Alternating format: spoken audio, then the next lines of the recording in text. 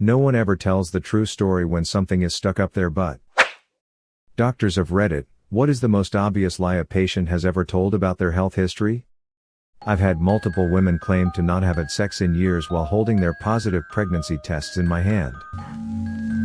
The patient brought to the ER was allegedly naked in his bedroom making a salad, when he accidentally sat on an upright cucumber.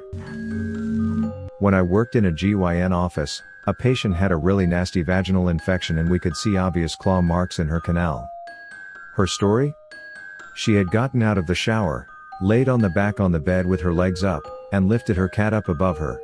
She then said she dropped the cat and the paw went into her vagina. We got a lot of mandible fractures in the OR and it was always the same basic story of what happened. I was minding my own business and some guy sucker punched me at the bar. I fell off my bed and hit my nightstand. You could tell these people very clearly were in a brawl of some sort. I have a very hard time believing all of them were walking their grandmother to church and a random person punched them. I worked in a hospital for quite a while though not a doctor.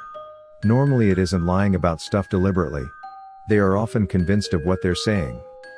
For instance, a guy explained to me that it was normal for him to have very high blood pressure because he had it all the time. This is not normal. Going down for a smoke then coming up with a Pepsi and eating shit is not normal. The doc even told him, "You're not going to grow old like that." Nurse practitioner, UDS, plus, for cocaine, opiates, whatever. I have not done any of those. How dare you ask me? Well, they were in your urine, so how did that happen? That motherfucking nurse planted them on me. Or someone must have been snorting cocaine and it came in through the windows and I inhaled it. Both completely true stories, unreal. Nah man, you're gatorbacking cocaine and shooting up, we all see your track marks. Last week in an endocrine clinic, discussing an obese diabetic patient's weight gain and diet. I went through each of her meals asking when and what she eats. Essentially, she told me that she drinks a glass of water around noon each day and that's it. Still gaining weight. My attending, I'm a resident, told me I should have recommended that she drink half a glass of water instead. In all seriousness though, some people can't even be honest with themselves, so it's not worth getting upset if they're dishonest with you. Just keep encouraging them in the right direction. Anesthesiologist here. Patient lies about using drugs while needing twice the anesthetic of a normal person. It's sad to see. I used to work in an X-ray. Sometimes people don't know they're lying. Have you had any metalware replacement? No, they just fixed the bone. Do the X-ray and it's a massive rod in there? And the patient literally had no idea that was there. Or the sadder cases of elderly people who just don't know. You tell them they've had a hip replacement, and they just don't believe you. I was admitted for pancreatitis once and the doctors and nurses repeatedly asked if I used drugs or was a heavy drinker, no to both. They continually didn't believe me even though I told them to test me. I was in the hospital for over a week without once having any withdrawal symptoms. I know that patients lie, but it's just as frustrating when you're telling the truth and they don't believe you. Even my wife told them several times that I did not drink or use drugs, but they kept saying it's extremely rare to get pancreatitis if you're not a heavy user. The condom always broke when he had sex with sketchy prostitutes in exotic locations. No, dude. You don't wrap it at all, and you're too embarrassed to come out and tell the truth. Not so embarrassed you'll stop having unprotected sex with prostitutes in exotic locations though. We both know that. This is totally the wrong place to ask this, but last year I got some pretty bad rhabdo from doing the same workout I had been doing for 6 months. Took me 2 days to go in, cause I just figured it was a pulled muscle that was making it miserable to walk with no signs of kidney failure. All doctors give me a look of pure disbelief when I tell them I did nothing different. I can clearly see them checking the liar box in their head. How do you convince a doctor you aren't lying when your story makes no sense? Neurology resident here. Responded to a stroke code for a lady who had acute ataxia and slurred speech. Her blood alcohol level was 0.34, although she claimed to have given up alcohol the year prior. Mystery solved. Patients with a BMI of 40 with type 2 DKA just stabilized and stepped down. Attending told him he needed to control his diet. He agreed. Told us how little he was eating every day and how much water he was drinking. The next day the nurses told us that the patient drank 2 liters of OJ and brought 3 candy bars from the candy lady. Oh, that explained why your blood ketone wouldn't come down. He is well known to the dietitian. I was an intern in acute care as a speech-language pathologist. The guy was brought into our unit and we got an order to do an MBS. I check his charts. He has a TBI from shooting himself in the temple with a BB gun, or some kind of equivalent. Obviously, one hemisphere of his brain is shot to hell. He was also having withdrawal from heroin, so our spunky elderly nurse kept him under for a solid 5 days. Once he woke up and was mostly coherent, I asked him what happened, already knowing he tried to kill himself. Dude says I was cleaning my gun and it accidentally fired. The BBs went straight into his head and almost no angle. It took him about another week to admit he tried to kill himself because he was sick of his girlfriend, who had been by his side the entire time and tried to convince us she was a real nurse and those track marks were just old bug bites that healed weird. Nurse here. We had a patient come to the operating rooms for body contouring, a tummy tuck. The criteria are that they lose weight and keep it off for a set amount of time.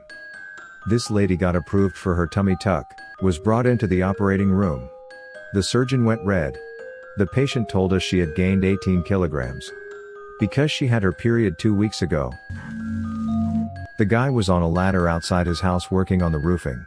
Slipped and fell right onto a garden hose that was pointing upwards and happened to enter his rectum. He hadn't gotten changed from his work clothes and his pants didn't have a hole in them where the hose would have gone through so.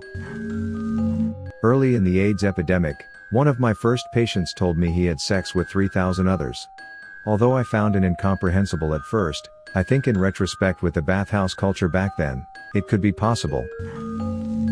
Most type 2 diabetics just outright lie all the time. Are you taking your medications? Yes, I am. Then I proceed to check their blood sugar and the finger stick only goes to 600 so it will say greater than 600. It's a disease of excess and poor self-control so diet and exercise a lot of the time is not something they will even attempt. Some docs don't even consider asking if the patient is taking their meds so they'll just increase the dose or add more meds. A lot of the time type 2 dianetics will come in maxed out on long-acting insulin, a few oral meds, and a once-weekly injectable but still have really out of control diabetes. They usually tell the truth that they don't take a single med. So you start from square one. Well, my mom worked as a medic in Baltimore City for 20 years, so I have a few of her old war stories. The one I can remember the best, though, was when this one guy passed out on Washington Boulevard. In rush hour. On the busiest street. So, they get there, haul him off the street, get him on the sidewalk, and they realize he ain't breathing. My mom looks at his pupils and they're pinpoint. Obvious heroin odd. They pump some naloxone, Narcan, into him, and he wakes up after a minute. The convo went like this. Mom: okay, buddy, how much heroin did you take? Guy: looks really pissed, miss, I don't take drugs. How dare you? Mom: sir, you have shown every symptom of a heroin odd, and the Narcan is what woke you. Narcan only works on opioids. The guy then went on to adamantly deny that he was on heroin, despite my mother pointing out the needle marks on his arms, his pinpoint pupils, his ashen pale skin, and the fact he pulled a body knot and doubled over in the middle of Washington Boulevard. He got up and staggered off. I'm an ER doctor in Miami, and I had a patient come in one day after she fainted on the bus. We ran some tests and it turned out that she was pregnant.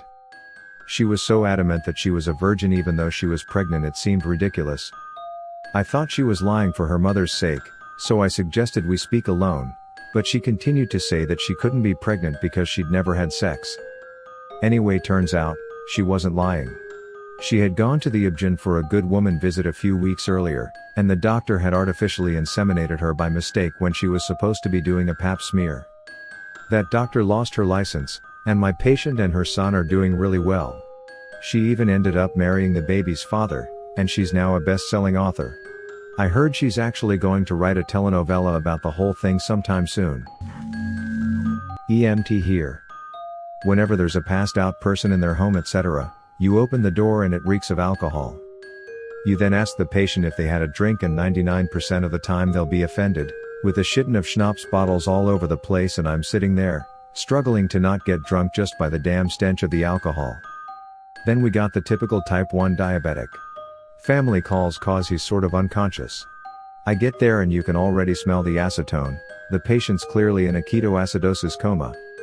Take his blood sugar, our devices show a result from 10 mg/dl up to 700 mg/dl, if the result is out of that range it'll just say error, the result is ERR, so our suspicion is more or less proven. But of course, he ate and took his insulin shots regularly my ass. So, my cousin is a nurse in the biggest hospital in the area. During her training, she worked in the ER, and once a man came with a 2MT. That's almost 4 feet, curtain rod stuck in his behind. Not the whole way through, obviously, but still I think a good 20 centimeters, with the rest sticking out like a tail so awkwardly that they had to call the fireman to cut it before they could transport him. I bent down to take a thing from the floor, the curtain rod fell and ended up in my ass was his story. MHM, sure. Thank you for watching Reddit Space. Please subscribe if you love these Reddit stories.